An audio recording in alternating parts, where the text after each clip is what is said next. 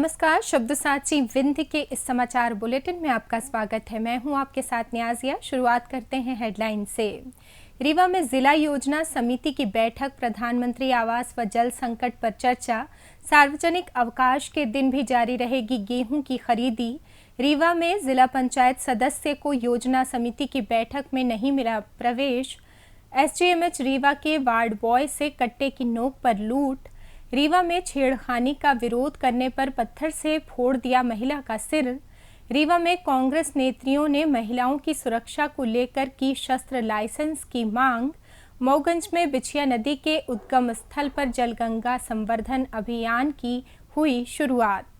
रीवा में प्रतिबंध के बावजूद जारी अवैध बोरिंग। रीवा में संजय गांधी अस्पताल की पार्किंग से बाइक चोरी। नीमच में जैन गुरु पर हुए हमले के विरोध में सतना में समाज ने निकाला मौन जुलूस। और एमपी के 9 शहरों में पारा 40 डिग्री के पार।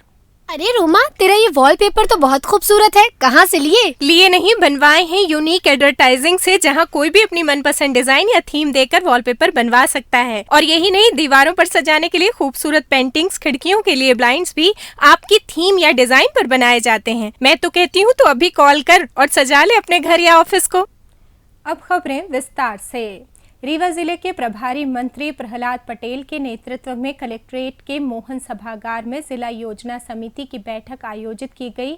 इस दौरान उप मुख्यमंत्री राजेंद्र शुक्ल सहित रीवा और मऊगंज जिले के जनप्रतिनिधि सहित सभी विभागों के अधिकारी मौजूद रहे। जिला योजना समिति की बैठक को लेकर प्रभारी मंत्री प्रहलाद पटेल ने बताया कि जो 23,000 प्रधानमंत्री आवास आए थे उनकी समीक्षा की गई है।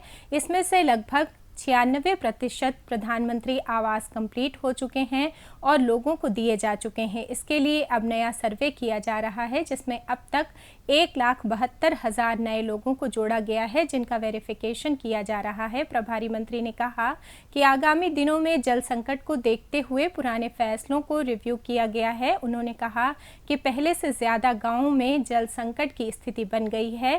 पहले जल संकट में गंभीर स्थिति में 66 गांव थे, जो अब बढ़कर 90 हो गए हैं। इन्हें जल संकट से कैसे उबारा जाए, इस संबंध में भी चर्चा की गई। 23,000 प्रधानमंत्री आवास आए हैं और जो आवास प्लस की सूची है वो पूरी होने की स्थिति में है। उस 23,000 आने से 96% जो अभी तक हमारी वेटिंग की सूची थी वो कंप्लीट हो गई और बहुत जल्दी बचे हुए आवास भी आ रहे हैं ताकि आवास प्लस की सूची हमारी कंप्लीट हो जाएगी। दूसरा है कि जो नया सर्वे चल रहा है उसमें 1,72,000 लोगों के सर्वे अभी तक हो चुके हैं। उसमें जो लोग पात्र होंगे वो एक है जो अंतिम सर्वे है, इसलिए मैं प्रधानमंत्री जी के आदेश से आभारी हूँ। और तीसरा, जो तात्कालिक तरीके से गर्मी के कारण और कम वर्षा के कारण जो पानी का संकट का संभावना है, उसको पहले से माननीय सांसद जी ने भी दिशा की बैठक में एक समीक्षा की थी, मैंने उनसे आग्रह किया था, उसको भी मैंने रिव्यू किया है। पिछले बार जो 64 गांव बहुत चुनौतीपूर्ण थे उसमें संख्या बढ़ी है, इस बार 90 है। तो उसका रास्ते खोजिए कि भाई कैसे करना है, जनप्रतिनिधि और अधिकारी मिलकर हम उसको कैसे, इस गर्मी के फेज को हम कैसे बेहतर निकालेंगे, उसका निर्णय। किसानों की सुविधा को ध्यान में रखते हुए मध्य प्रदेश सरकार ने निर्णय लिया है कि अब सभी उपार्जन केंद्रों पर आगामी 18 और 19 अप्रैल को सार्वजनिक अवकाश होने के बावजूद गेहूं की खरीदी का कार्य निर्बाध रूप से जारी रहेगा। इसके लिए किसान स्लॉट बुक करा सकते हैं। खाद्य नागरिक आपूर्ति एवं उपभोक्ता संरक्षण मंत्री गोविंद सिंह राजपूत ने बताया कि ये निर्णय किसानों की सुविधा को ध्यान में रखते हुए लिया गया है, ताकि उपार्जन प्रक्रिया में किसी प्रकार का व्यवधान उत्पन्न ना हो। किसान इन तिथियों में स्लॉट बुक कर बिना किसी परेशानी के गेहूं विक्रय कर सकेंगे। इसके लिए सभी व्यवस्थाएं सुनिश्चित की जा रही हैं। खाद्य मंत्री राजपूत ने समस्त जिलों के कलेक्टरों को निर्देशित किया है कि वे अपने अपने जिलों में उपार्जन केंद्रों की निरंतर मॉनिटरिंग करें। उपार्जन कार्य से जुड़े कर्मचारियों, अधिकारियों और एजेंसियों को भी सख्त हिदायत दी गई है कि किसानों को कतारों में लंबा इंतजार न करना पड़े। तुलाई, रखरखाव, भुगतान और परिवहन की सभी व्यवस्थाएं समय पर और पारदर्शिता से हों। रीवा में जिला योजना समिति की बैठक में शामिल होने पहुंचे जिला पंचायत के सदस्यों को कलेक्ट्रेट में मोहन सभागार के अंदर बैठक में प्रवेश नहीं करने दिया गया, जिस पर विरोध जताते हुए जिला पंचायत के सदस्य कलेक्ट्रेट कार्यालय के अंदर हॉल में ही बैठ गए। बाद में पुलिस और प्रशासनिक अधिकारियों ने समझाइश देकर उन्हें शांत किया। जिला पंचायत के वार्ड क्रमांक 4 की सदस्य सुंदरिया आदिवासी ने बताया कि उन्हें जिला योजना समिति की बैठक में शामिल होने के लिए बुलाया गया था, लेकिन जब वो बैठक में शामिल होने पहुंची तो उन्हें बैठक में जाने नहीं दिया गया, जिसके बाद उन्होंने अपना विरोध दर्ज कराते हुए हॉल में बैठकर अपना आक्रोश व्यक्त किया। सुंदरिया आदिवासी ने बताया कि बैठक में प्रभारी मंत्री के सामने उन्हें अपने क्षेत्र की समस्याएं रखनी थीं। रीवा शहर में संजय गांधी अस्पताल के वार्ड बॉय से कट्टे की नोक पर लूट का मामला सामने आया है। कमरे से खाना खाने के बाद सिगरेट पीने निकले वार्ड बॉय को बदमाशों ने बीच रास्ते में रोक लिया और कमर पर कट्टा अड़ाकर मोबाइल सहित नकदी रुपए लूट कर फरार हो गए।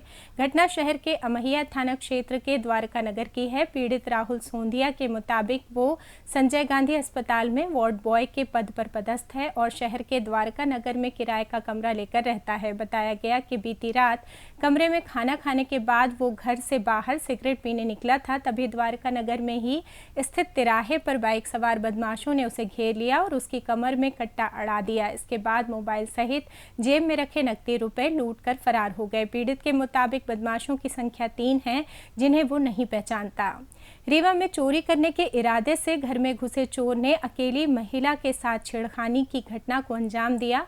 विरोध करने पर आरोपी ने महिला के सिर पर पत्थर पटक दिया, जिससे महिला गंभीर रूप से घायल हो गई। घायल महिला को उपचार के लिए संजय गांधी अस्पताल में भर्ती कराया गया। जानकारी के मुताबिक रायपुर करचुलियान थाना क्षेत्र में रहने वाली वर्षा साकेत नाम की महिला का पति घर से बाहर रहकर नौकरी करता है, जबकि महिला घर पर अकेली रहती है। बीती देर रात गाँव का ही दीपक साकेत नाम का युवक चोरी करने के इरादे से घर में घुसा, जहां महिला को अकेला देख उसकी नीयत बिगड़ गई और उसने छेड़खानी शुरू कर दी। इस बीच महिला के विरोध करने पर आरोपी ने उसके सिर पर पत्थर से हमला कर दिया। घटना के बाद से आरोपी फरार है, जिसकी तलाश पुलिस कर रही है।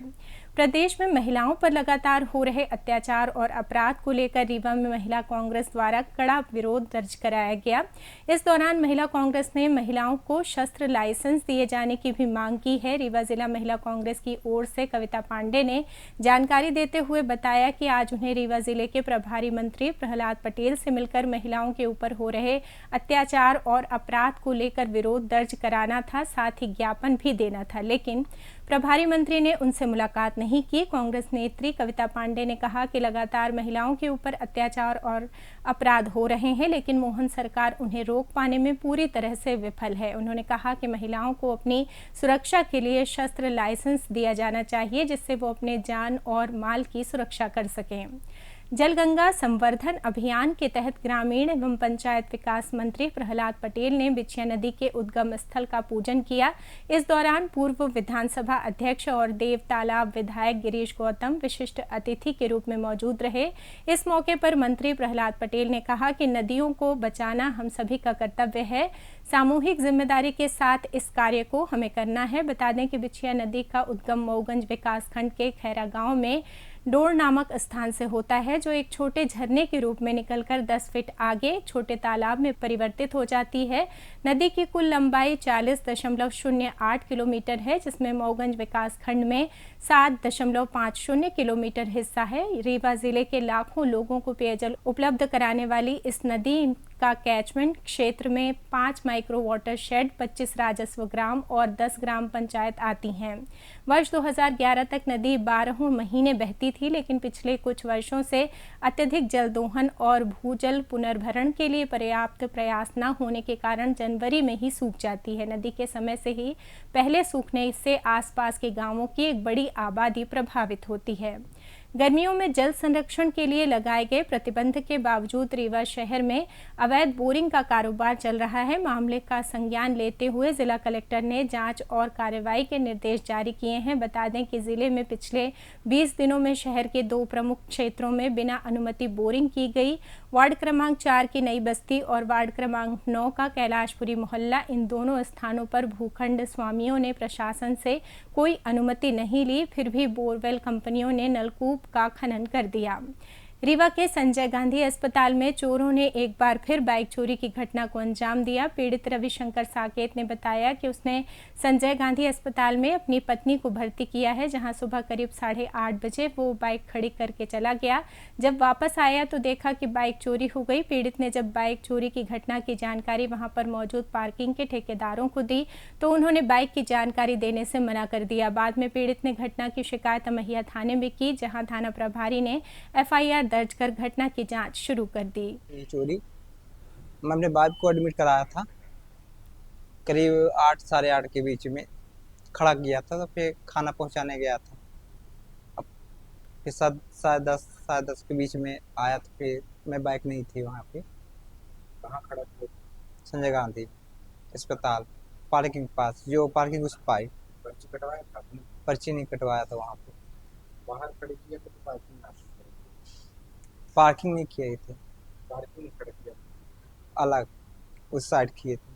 कहाँ कंप्लेंस बना है। इस पूरे मामले की आपने शिकायत थाने में की है क्या? जी हाँ, अमहिया में थाना में मैं शिकायत करवाया हूँ। तो वहाँ पुलिस वालों का क्या कहना है? वो बोल रहे हैं तो होगी, कोशिश करेंगे, हो जाएगा तो। सतना में जैन समाज ने गुरुवार को मौन जुलूस निकालकर नीमच में जैन गुरु पर हुए हमले का विरोध किया। समाज के लोग गांधी चौक में एकत्रित हुए। वे जय स्तंभ चौक होते हुए जिला कलेक्ट्रेट पहुंचे। SDM सिटी राहुल सिलाड़िया को ज्ञापन दिया गया। जैन समाज के लोगों ने कहा कि पिछले कई वर्षों से असामाजिक तत्व देश के विभिन्न क्षेत्रों में जैन संत संतियों पर हमले कर रहे हैं। उन्होंने कहा कि जैन संत अहिंसा के पुजारी हैं। जैन समाज ने बताया कि महाराष्ट्र सरकार ने साधु संतों की सुरक्षा के लिए एक अधिनियम जारी किया है।